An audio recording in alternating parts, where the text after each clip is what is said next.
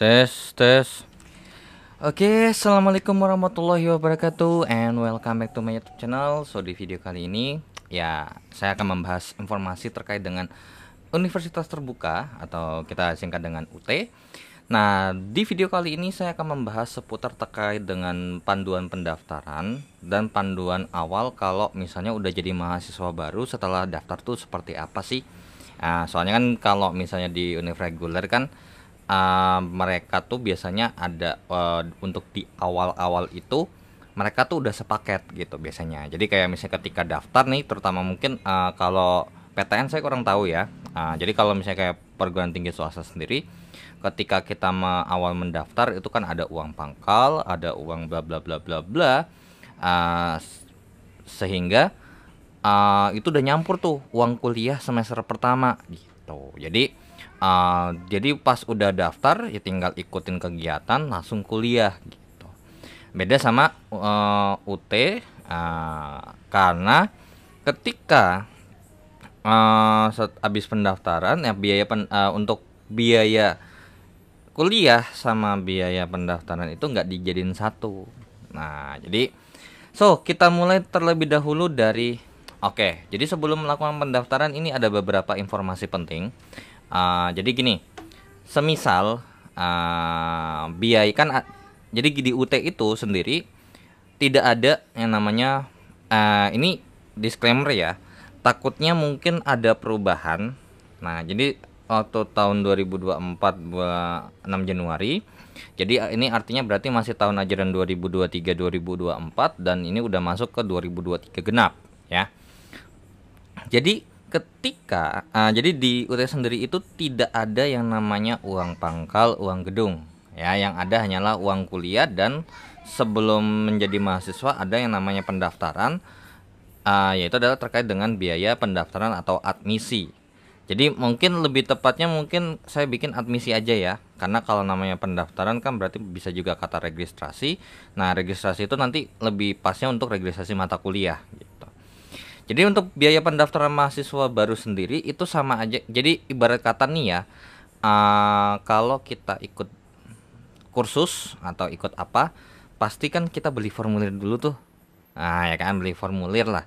Jadi ibarat kata biaya admisi ini ibarat kata tuh sebagai uang untuk beli formulir. Gitu ya. Nah terus kalau misalnya biayanya udah dan di mana biaya kalau biaya pendaftaran ini atau biaya admisi ini udah dibayar, nggak bisa ditarik gitu ya.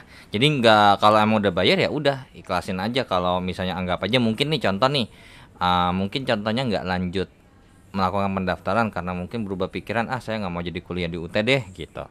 Nah jadi tetap aja ya, kalau udah dibayar ya udah dibayar, nggak bisa ditarik kembali ya. Jadi walaupun misalnya nggak lanjutin proses pendaftaran ataupun mungkin ya entah apapun itu, intinya kalau udah dibayar nggak bisa ditarik kembali. Nah namun kalau udah bayar, jadi ini bisa dipakai di 2 periode. Jadi di tahun ajaran 2023-2024 itu kan terbagi menjadi 2 semester ya, 2023 ganjil sama 2023 genap. Nah untuk 2023 jadi admisi yang sudah dibayarkan itu adalah berlaku untuk 1 tahun ajaran ini. Jadi berlaku jadi kalau misalnya saya daftar di 2023 ganjil ya berarti bisa di 2023 ganjil dan 2023 genap. Nah berarti kalau misalnya saya daftarnya di 2023 genap, maka nanti akan berlaku di 2024 ganjil, seperti itu ya. Nah untuk biaya pendaftaran sendiri itu sebesar, untuk ini disclaimer ya, ketika saya record ini masih pendaftaran admisi itu adalah 100.000 ya. Ini based on katalog, jadi tinggal kalian sesuaikan dengan biaya-biaya di katalog itu sendiri. Nah kalau jalur RPL itu adalah 100.000 ditambah dengan pengajuan RPL, yaitu 300.000. Jadi totalnya kalau RPL itu untuk biaya pendaftaran alias di awal itu menyiapkan budget sekitar 400.000 ya. Nah kemudian selain itu Nah, ini sedikit berbeda dengan universitas reguler pada umumnya atau universitas pada umumnya, bahwasanya ketika kita mengambil kan gini, kita ngajar atau terutama mungkin pengajar itu kan minimal harus S1 dulu lah minimal ya. Kadang kan mungkin ada yang beda atau prodinya nggak sesuai gitu. Jadi misalnya saya atau mungkin ada beberapa misalnya orang tertentu nih pengen masuk ke guruan di UT. Beda sama di univ lain. Kalau di univ lain itu setelah lulus alias fresh graduate untuk habis lulus SMA sederajat, maka bisa langsung daftar tuh. Jadi bisa langsung kuliah terkait dengan FKIP keguruan. Nah, berbeda di UT itu harus mempunyai pengalaman mengajar. Nah, tapi saya garis pengalaman mengajar ini ditandai dengan surat keterangan mengajar atau SKM dan terhitung minimal 1 tahun dan minimal 1 tahun terhitung dari ijazah SMA atau ibarat kata tuh 1 tahun setelah lulus lah ibarat kata tuh. Nah, cuman dihitung lebih tepatnya ya ijazah ya. Ijazah diterbitkan karena apa? Ketika misalnya ini kan pasti mungkin mau melamar atau misalnya udah lulus itu kalau mau melamar kan biasanya pakai ijazah tuh ya. Walaupun sebenarnya mungkin bisa lah pakai SKL. Nah, jadi kalau kita bandingin, jadi misalnya ada mahasiswa yang masuk UT dan mahasiswa yang bukan masuk UT dan mulai anggap aja lulus lulus sekolah sama, maka lulusnya pasti bakal lebih lama di UT. UT bakal lebih lama lulus karena apa? 1 tahunnya nggak ngapa-ngapain. Karena apa? 1 tahunnya nggak bisa nggak bisa kuliah di UT, belum bisa gitu. Baru nanti terhitung genap 1 tahun setelah ijazah itu diterbitkan, barulah bisa mendaftar ya. Nah, di mana ini terkait dengan FKIP keguruan nanti ini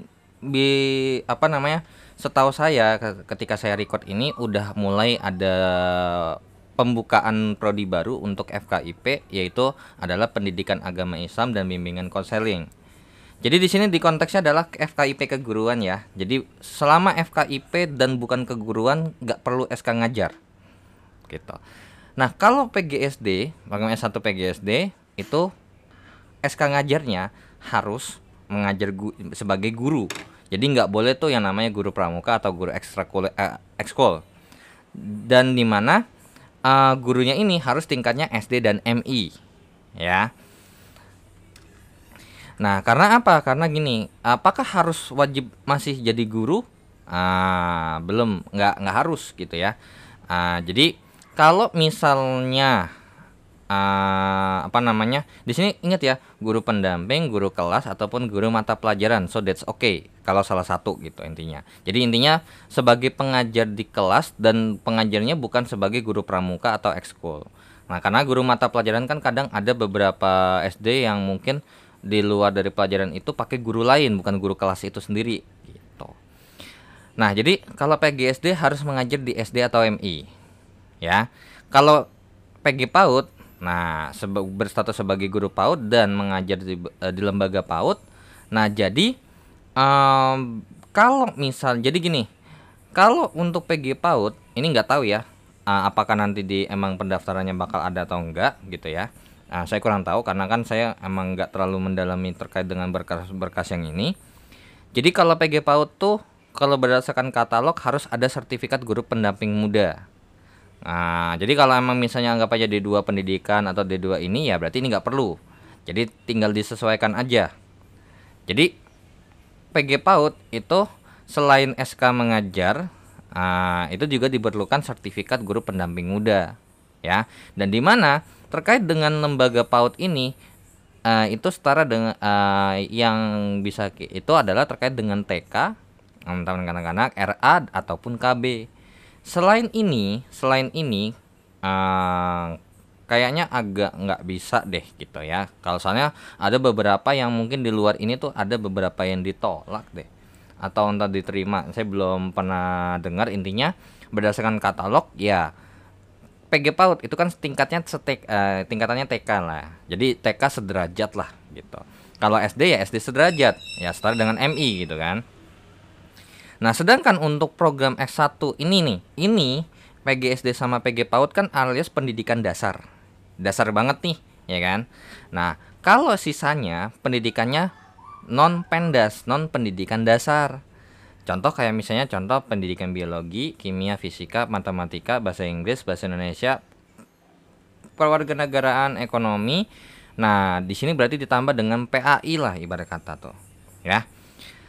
Nah, kalau misalnya itu kalau guru kayak mata pelajaran kayak gitu kan berarti minimal SMP, SMP, SMA. Makanya SMP sama SMA itu kan udah menengah, bukan yang namanya dasar lagi. Nah, di situ SK ngajarnya harus berstatus sebagai guru mata pelajaran sesuai. Baik SLTP ini ya berarti SMP lah sederajat ataupun SLTA sederajat. Karena SLTA tuh berarti kan sekolah lanjutan tingkat atas ya bisa SMA, bisa SMK gitu. SLTP bisa SMP, bisa MTS gitu. Ini juga MA juga bisa kan. Nah, harus di sekolah. Nah, jadi harus di sekolah atau di lembaga pendidikan lainnya. Nah, untuk lembaga pendidikan lainnya yang masih yang setahu saya ini mungkin tolong tambahkan informasi atau tolong koreksi. Jadi lembaga pendidikannya ini statusnya tuh kayak jatuhnya tuh kayak ibarat kata tuh sekolah paket. Nah, itu oke, itu masih oke gitu.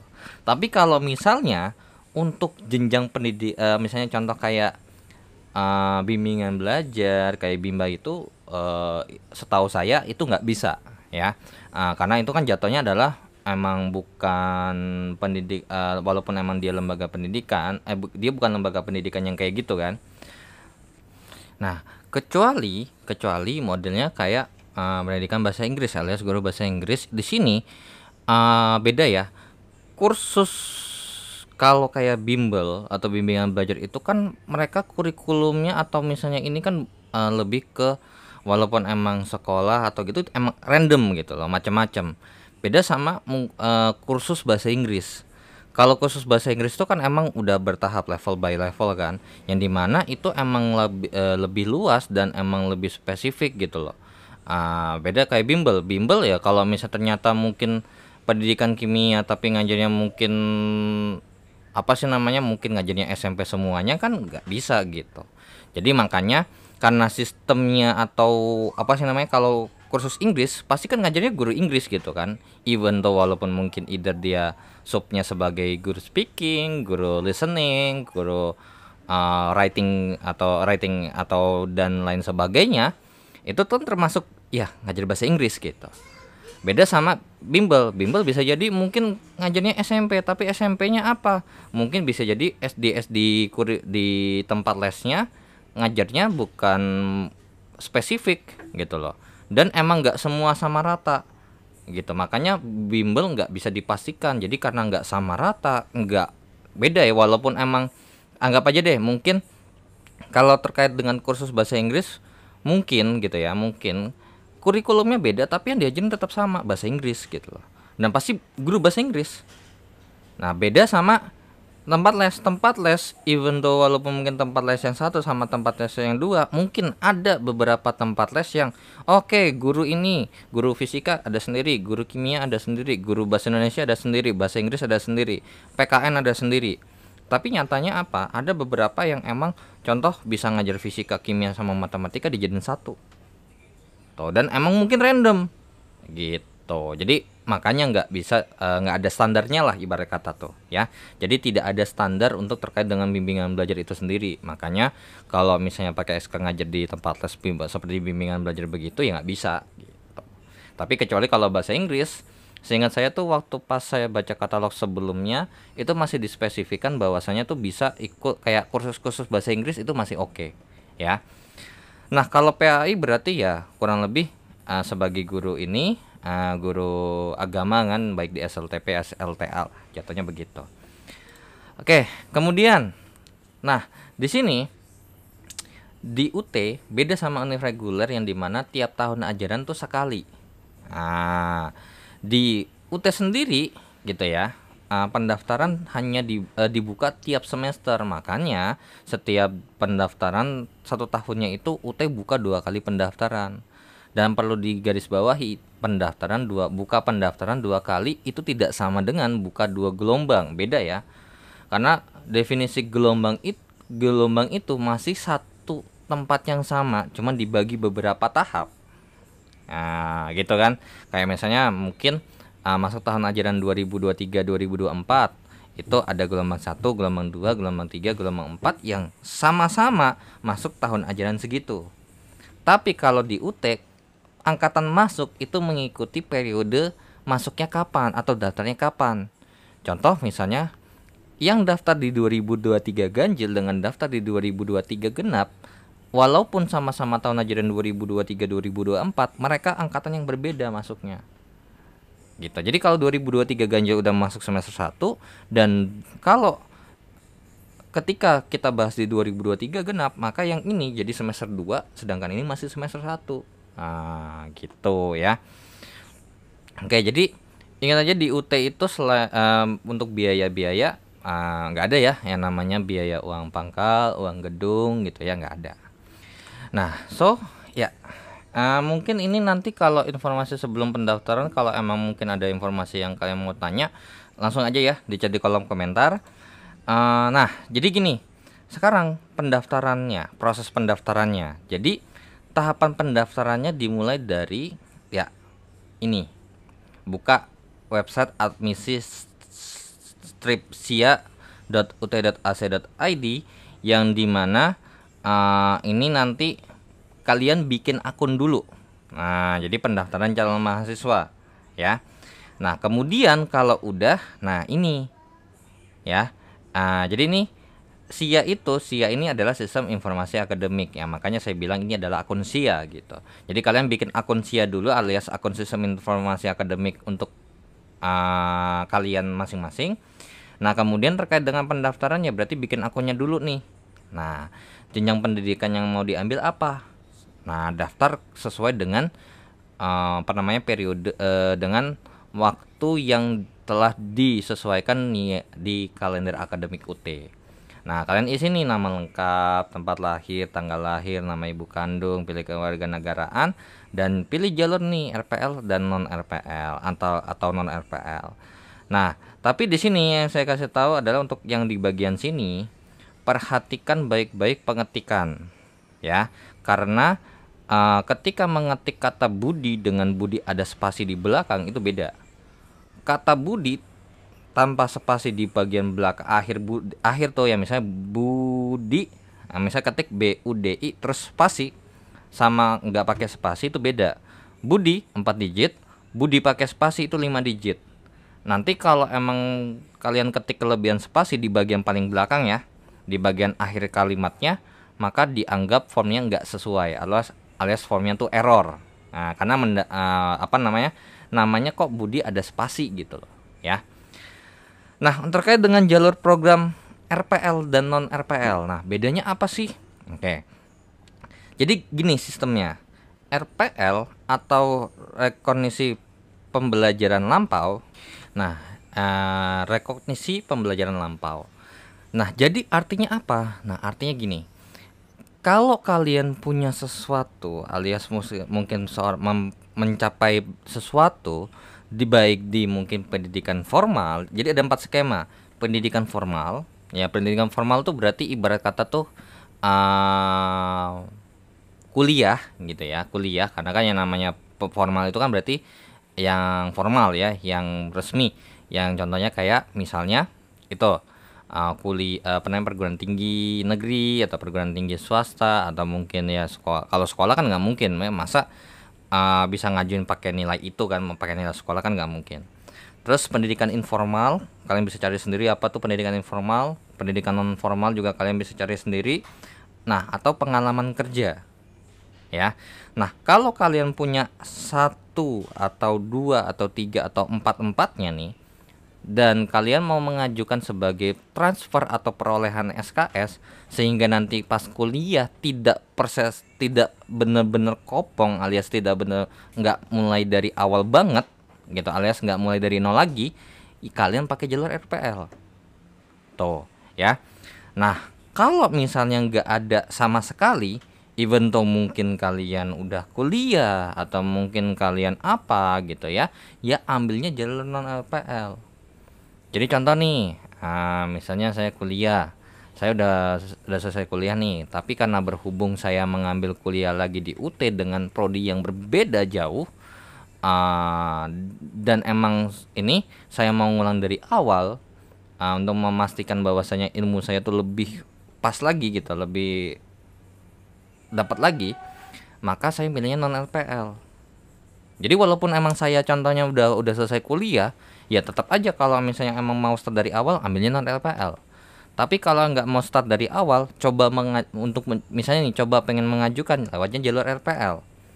Tapi yang perlu diketahui bahwasanya penentuan 4 skema ini, baik RPL, non RPL, ini ya, baik yang pengalaman kerja, pendidikan formal itu terkait dengan transfer SKS. Nah, kalau perolehan SKS itu berarti artinya memperoleh dengan cara yang bukan yang ini. Kalau pendidikan formal kan transfer pakai nilai.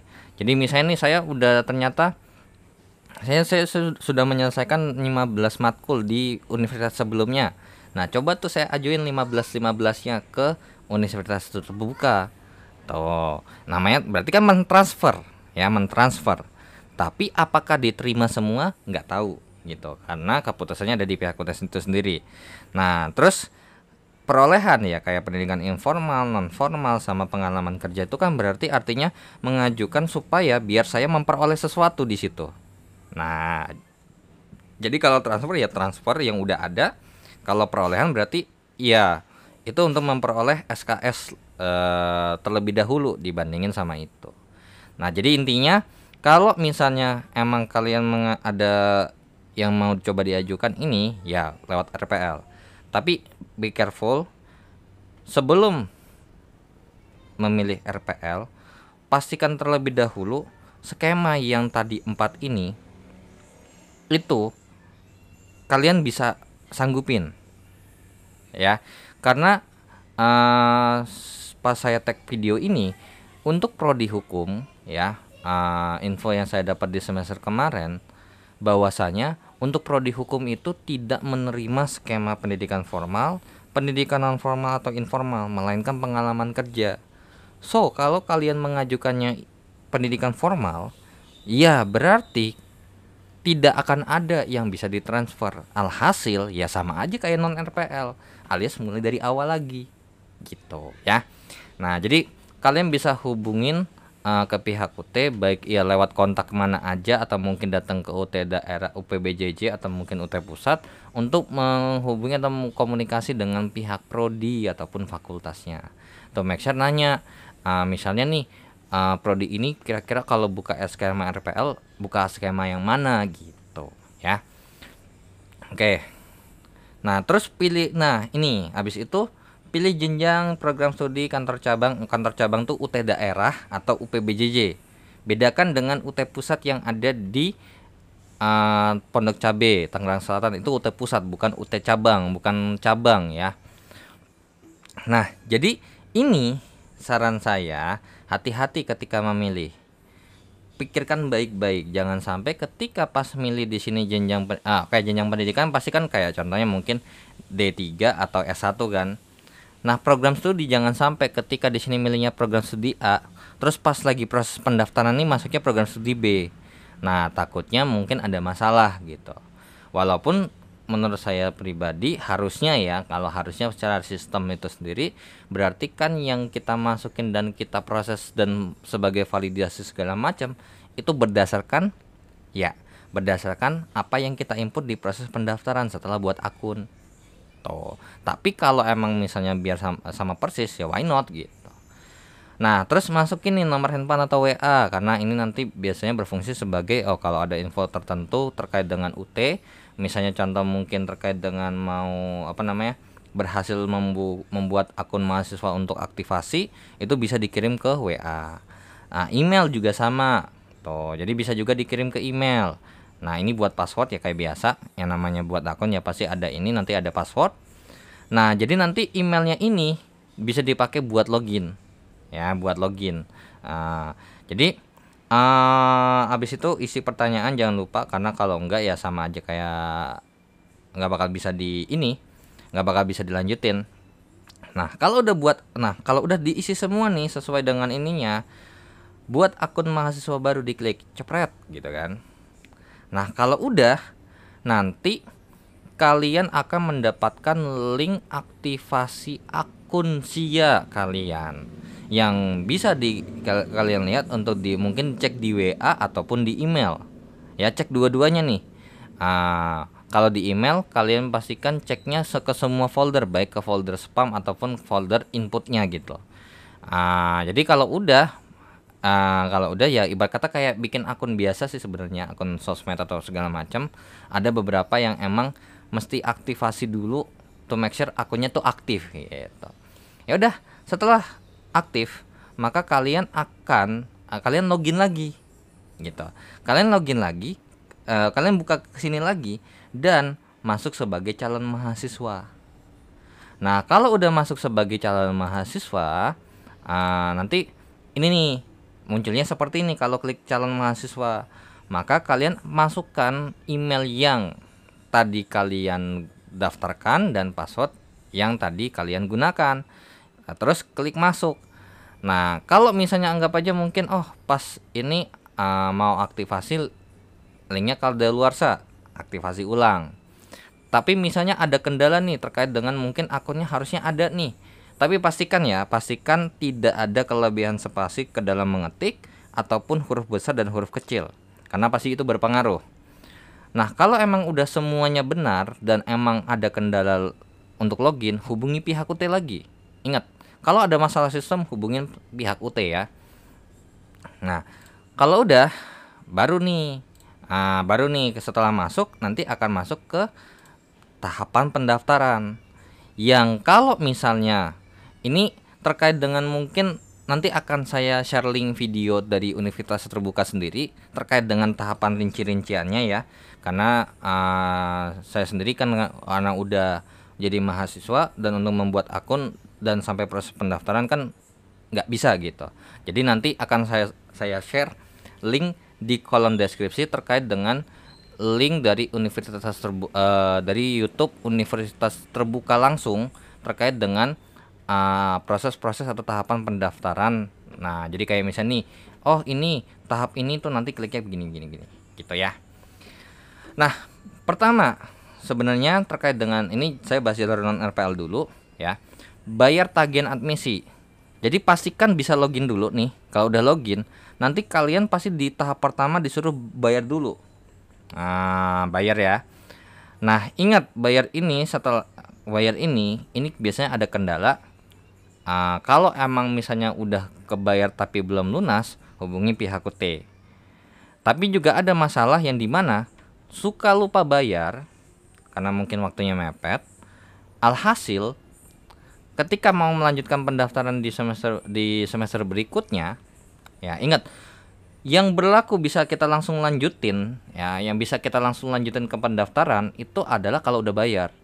Kalau belum bayar berarti kan billingnya atau tagihannya itu udah expired dong untuk semester yang sebelumnya. Jadi semester yang baru ya harus konfirmasi dulu ke pihak hotel lagi untuk reset akun. Kan belum bayar kan? Ya udah reset akun, bikin akun lagi. Gitu ya. Oke, jadi intinya kalau ada masalah sistem seperti itu, baik entah billingnya kadaluarsa ataupun terkait dengan pembayaran yang belum lunas, hubungi pihak UT. Nah, kalau udah, kalian isi informasi program studi ya. Sesuaikan dengan yang namanya apa yang diminta di situ. Oke. Nah, kalau udah, baru tahap ketiga terkait dengan pengisian data diri calon mahasiswa.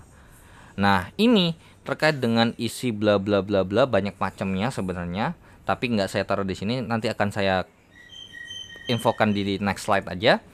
Kemudian abis ini proses validasi datanya, kan ada unggah berkas nih di tahap nomor 3. Nah di validasi berkas ya, kalau udah unduh KTMS. Nah dimana ini adalah kartu tanda mahasiswa sementara, yang berarti ya fungsinya sementara gitu. Nah, sedangkan untuk jalur RPL sedikit berbeda nih. Sebenarnya tahapan awalnya sama. Bayar tagihan admisi yang 400.000. Terus kemudian informasi program studinya. Terus pengisian data diri calon mahasiswanya. Nah, di sini nih di tahap ketiga ini apa yang diisi itu sedikit berbeda. Ya, sedikit berbeda dengan yang jalur non RPL. Sebenarnya nggak jauh beda sih ya sebenarnya. Nah, proses validasi data pribadi karena unggah berkas ya. Nah, tapi nggak langsung ke unduh KTMS, melainkan lanjut dulu unggah berkas RPL. Yang kayak misalnya nih, kalian ngajuin skema RPL-nya terkait dengan pendidikan formal. Nah, jadi berkas RPL pendidikan formal tuh ya kalian lengkapin. Nah, jadi di tahap kelima ini disesuaikan terkait dengan yang namanya skema apa yang digunakan. Skema pendidikan formal, pendidikan non formal, informal atau pengalaman kerja. Ya, kalian tinggal sesuaikan aja gitu. Kemudian isi daftar mata kuliah ajuan RPL. Jadi untuk apa sih dari ini kan udah nih lanjut ke sini kalian akan dikasih daftar mata kuliah. Nah, mana yang akan kalian ajukan gitu. Ya udah, yang diajukan ini ya berarti yang kalian udah ambil nih. Biasanya untuk yang kalau skema skema pendidikan formal. Ya, karena apa? Karena kan pasti ada yang udah diambil nih. Ya udah saya ajuin deh gitu. Kemudian lanjut form evaluasi diri. Nah, habis itu berkas ini sama form evaluasi diri di sini nanti akan divalidasi pengajuannya. Kalau udah pengajuannya divalidasi, maka langsung masuk ke asesmen RPL. Dan nanti kalau udah di asesmen, nanti akan muncul tuh berapa yang kalian dapatkan atau kalian bisa intinya yang bisa berhasil dapatkan kalian tuh berapa SKS setelah pengajuan RPL itu sendiri. Baru unduh KTMS ya. Nah, untuk unduh KTMS sendiri nih di sini biasanya banyak ada kendala, yaitu adalah kendala nggak bisa download. Ya udah, namanya akses internet itu coba pakai browser lain. Contoh misalnya kalau di HP ya atau di ini pakai Chrome. Kalau nggak bisa pakai Chrome, coba pakai Opera atau mungkin pakai UC browser dan lain sebagainya, Mozilla Firefox, Microsoft Edge dan segala macam. Atau ganti perangkat, misalnya dari pakai HP nih, HP yang pertama pinjam mungkin HP teman atau mungkin HP saudara atau mungkin HP orang tua atau mungkin HP inilah, atau ganti pakai laptop atau ganti pakai komputer. Nah, kalau itu nggak bisa, itu biasanya harusnya udah bisa ke download tapi nggak bisa kebuka. Nah, karena ekstensi filenya beda. Ekstensi file yang ada di situ, kalau misalnya ini di rename dan perhatikan terkait dengan ekstensi filenya. Ekstensi file yang kalian buka itu adalah .xml ya, sedangkan yang mau dibuka kan dalam bentuk PDF. Jadi .xml-nya itu di rename alias diganti. Nah, jadi kalau untuk proses penggantiannya kalian mungkin bisa cari itu di YouTube dan segala macam ya. Intinya diganti .xml menjadi .pdf ya. Oke, kalau udah tahapan pendaftaran itu kurang lebih seperti ini. Nah, di bagian pengisian data diri calon mahasiswa itu dibedakan berdasarkan non pendidikan keguruan dan non pendidikan keguruan. Nah, non pendidikan keguruan itu contohnya kayak mungkin kalau FKIP ya palingan bimbingan konseling ataupun terutama yang teknologi pendidikan yang pasti ya. Kalau bimbingan konseling kan ini belum buka.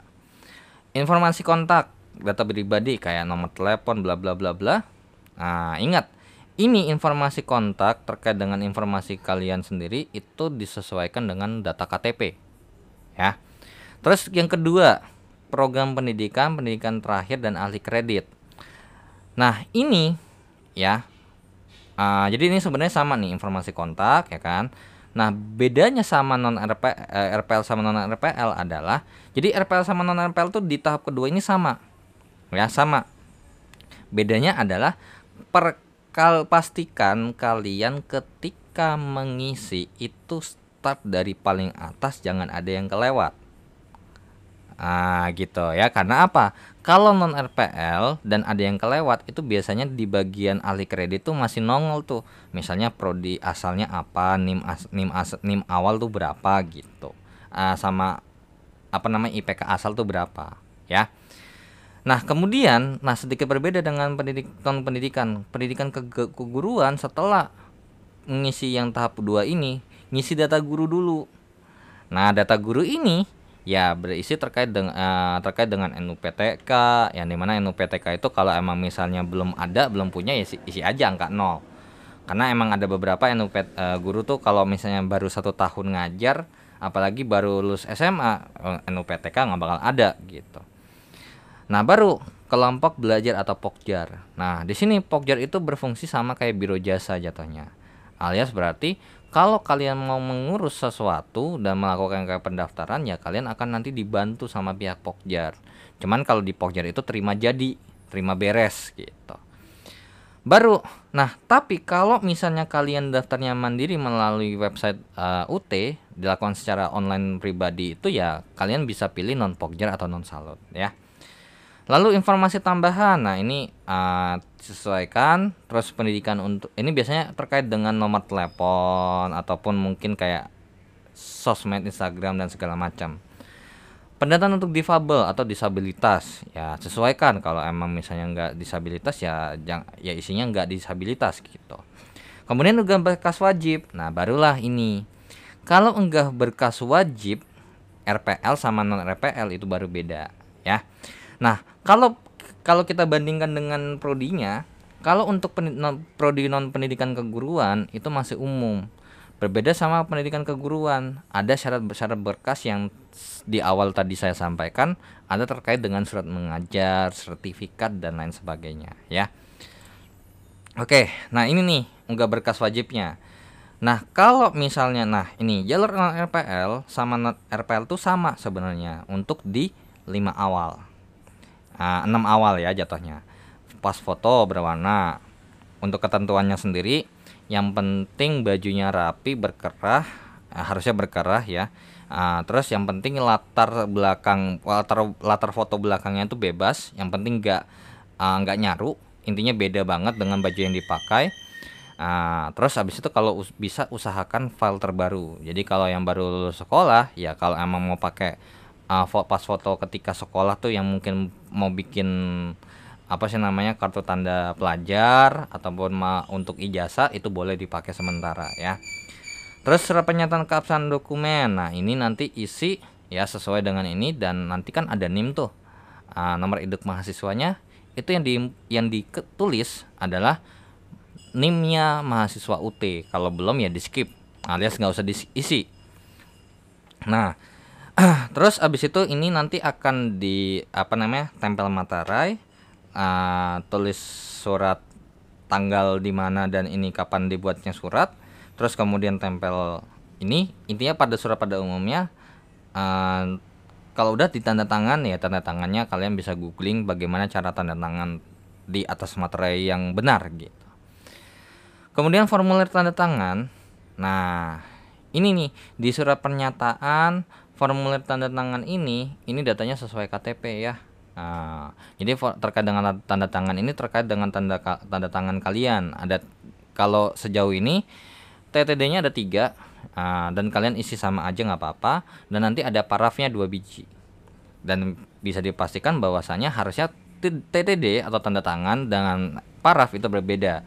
Paraf itu versi lebih simpel daripada tanda tangan ya.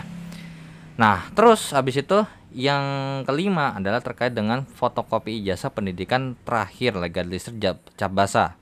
Tapi ada beberapa, nanti saya akan share edaran, ada beberapa, terutama untuk yang non RPL kan berarti ini pakai ijazah SMA ya. Terakhirnya kan terhitung SMA. Ada beberapa ini yang kalau misalnya lulusan tahun berapa itu bisa pakai ijazah asli tanpa legalisir ya. Kalau yang ini, kalau yang jalur RPL ya tergantung. Kalau konteksnya RPL belum lulus, berarti kan masih terakhir SMA tuh, ya berarti pakai ijazah SMA. Tapi kalau konteksnya udah lulus dan misalnya anggap aja mungkin mau mengajukan transfer nilai, ya pakai ijazah pendidikan terakhir lah intinya. Mungkin udah lulus S1 ya berarti pakai ijazah pendidikan S1. Terus berkas tambahan apabila program studi FKIP keguruan ya, seperti SK mengajar ataupun sertifikat dan lain sebagainya. Nah, bedanya sama jalur non RPL, di RPL ada yang namanya fotokopi transkrip nilai legalisir cap basah. Nah, transkrip nilai ini yang kayak misalnya di sebelumnya, misalnya udah kuliah, kan pasti tuh ada tuh daftar nilainya tuh. Nah, itu namanya transkrip nilai. Terus screenshot PD Dikti atau surat penyelenggaraan. Nah, ini screenshot di website PD Dikti, tinggal screenshot aja. Nanti tinggal ditaruh di Word gitulah, akalin bagaimanapun caranya. Yang di screenshot itu adalah tampilan yang menyatakan identitas kalian.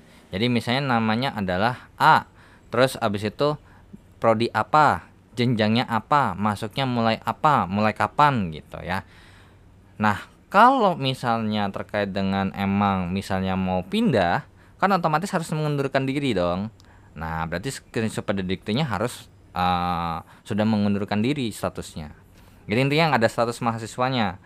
Nah, tapi kalau misalnya emang belum berubah, kalian bisa pakai surat penyelenggaraan atau surat keterangan. Kalau emang sudah mengundurkan diri ya berarti SK pengunduran diri. Kalau sudah lulus bisa pakai SKL gitu ya. Oke, itu terkait dengan unggah berkas wajib. Nah, ini ketika milih fasilitas layanan paket. Bedakan. Kalau kalian lihat ini yang di sebelah kiri ini cuma dibaca. Ketika kalian pilih ini SIPAS, pasti akan muncul ini. Kalau non SIPAS ya udah keterangannya aja. Tapi ingat, ini cuma dibaca.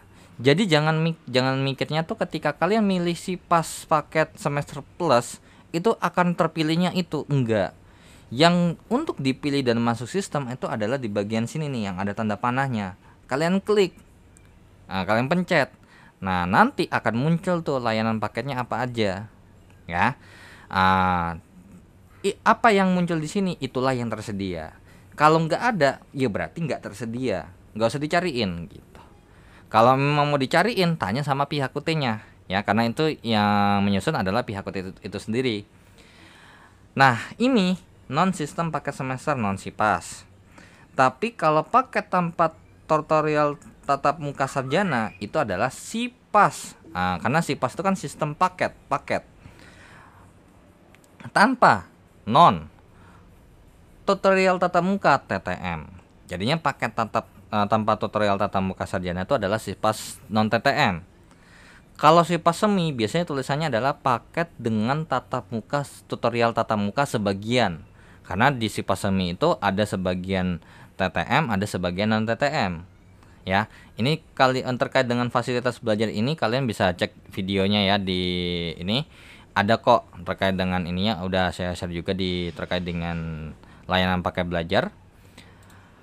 Oke. Jadi itu ya, kan udah kelar nih. Ya udah jadi mahasiswa tuh. Selama udah dapat NIM, intinya udah kelar validasi. Intinya di bagian setelah di tahap pendaftaran ini nih udah sampai validasi dan unduh KTMS itu udah dapat NIM. Itu sudah menjadi mahasiswa. Beda sama di univ reguler mungkin, karena mungkin pas udah selesai daftar kan belum dapat NIM tuh.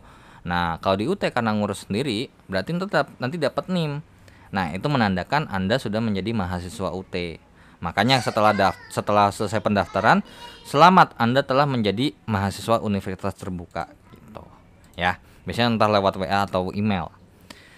Nah, ini informasi tambahan atau beberapa pertanyaan yang mungkin ini nanti kalau tambahannya mungkin pertanyaan-pertanyaan yang nggak ada di sini dan kalian mau tanyakan di kolom komentar, silakan. Bisa nggak sih daftar UT pakai SKL? Bisa. Bagi yang baru lulus SMA sederajat. Kalau udah setahun kurang lebih, itu kan pasti ijazah udah ada kan? Ya pakai ijazah. Kalau kayak gitu biasanya terkait dengan kalau emang belum ada ijazah dan adanya SKL doang, itu biasanya rentang untuk ditolak gitu, atau rentang untuk diterima lah. Jadi kemungkinan besar untuk ditolak itu gede. Tapi dengan syarat yang baru lulus SKL-nya itu harus dilegalisir. Ya, jadi SKL-nya harus dilegalisir. Kemudian untuk masa aktifnya tuh cuman sebentar doang, sekitar 1 bulan atau 3 bulan lah. Jadi kalau udah lewat masa waktunya habis, ya bikin baru gitu. Terus apakah di UT terdapat beasiswa? Nah, ini tergantung. Jadi kalau tanya beasiswa, silakan konfirmasi atau hubungin baik lewat WA dan bla bla bla ataupun datang langsung ke UT daerah atau PBJJ, tanyakan terdapat beasiswa enggak. Karena UT itu bukan kayak kampus reguler yang pasti ada beasiswanya. Jadi bisa ada mungkin kalau misalnya dari sekian UT cabang hanya beberapa UPBJJ aja yang menyediakan. Nah, tapi ketika menyediakan pun itu nggak semuanya ada. Ya. Nah, namun konteks beasiswa ini mungkin akan sedikit berbeda ketika bantuan dana pendidikan itu masuknya ke kantong kita. Ya, kalau kayak gitu ya berarti nggak ada hubungannya dong sama misalnya nggak ada hubungannya sama pihak UT, karena itu hubungannya antara pihak penyelenggara beasiswa dengan kita sendiri. Gitu. Nah, apakah di UT ada ujian masuk? Ini untuk S1 atau D3 itu nggak ada. Jadi kayak nggak ada tuh tes kayak tes PTN kayak apa sih namanya ujian mandiri, nggak ada. Adanya tes masuk ini kalau untuk pasca sarjana S2 ataupun S3 ya, kalau misalnya magister ataupun doktor itu ada tes masuknya. Nah, apakah di UT ada jalur masuk seperti jalur reguler pada PTN lainnya? Sama kayak beasiswa jawabannya. Bisa iya, bisa enggak. Jadi beberapa UPBJ aja atau beberapa prodi saja yang menyediakan. Jadi terkait dengan beasiswa tanya ke UPBJJ, terkait dengan ada jalur masuk atau enggak ini tanyakan ke UT Pusat karena ini yang ngatur UT Pusat ya. Jadi kayak kalau yang terdapat beasiswa ini biasanya yang buka itu UPBJJ. Tapi kalau yang jalur masuk itu diperintah oleh atau tergantung sama UT Pusat. Jadi nggak semua kayak contoh SMBP nih, terutama ya SMBP itu nggak ada, itu ada beberapa UPBJJ yang menerima SMBP, ada juga yang menerima, ada yang menerima, ada yang enggak gitu ya. Nah, bagaimana mengatasi kendala KTMS yang yang tidak bisa dibuka? Nah, ini udah saya sampaikan pas di bagian ini ya, terkait dengan proses pendaftaran ya. Nah, oke, so itu terkait dengan pendaftaran ya, terkait dengan pendaftaran mahasiswa baru atau calon mahasiswa baru ya.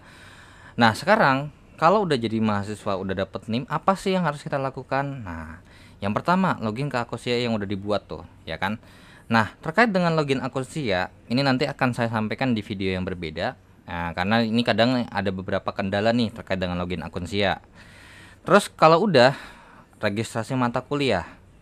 Nah, jadi ibarat kata tuh kalau kita mau kita mau belanja, ya sebelum bayar ya ambil dulu barang belanjaannya baru bayar. Kalau udah dibayar baru bisa dibawa pulang. Ya sama analoginya seperti itu. Registrasi mata kuliah ambil, dibayar, bawa pulang. Alias berarti udah masuk sistem gitu. Nah, di sini untuk yang di bagian sini nih terkait dengan tunggu bahan ajar atau buku materi pokok sampai ke rumah, ini hanya untuk non TTM. Kalau untuk yang ada TTM ya kayak seperti SIPAS Semi, SIPAS Plus atau SIPAS Penuh, ini biasanya bukunya tuh diambil di UPBJJ. Jadi dari UT Pusat diantar ke UPBJJ. Nanti mahasiswanya ambil dari situ. Tapi kalau untuk yang non TTM, maka dari UT Pusat akan dikirim ke rumah kalian masing-masing.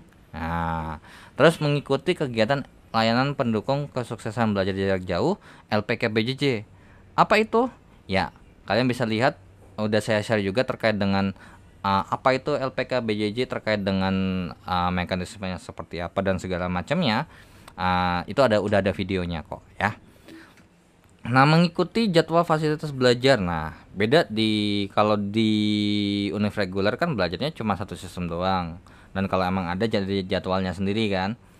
Nah, kalau misalnya kan ngikutin lah fasilitas belajar nih. Nah, makanya sebelum masuk ke bagian sini nih, intinya di sini nih bagian sini, setelah melakukan pembayaran uang kuliah, kalian proses terkait dengan fasilitas belajar apa yang kalian mau ikuti. Kayak misalnya mungkin biasanya untuk yang proses-proses itu terkait dengan TMK sama Tuton. Kalau TTM to web itu setahu saya nggak ada sesuatu yang spesial yang harus dilakukan supaya bisa ini, kecuali TTM atau to web album. Karena itu alias mengajukan.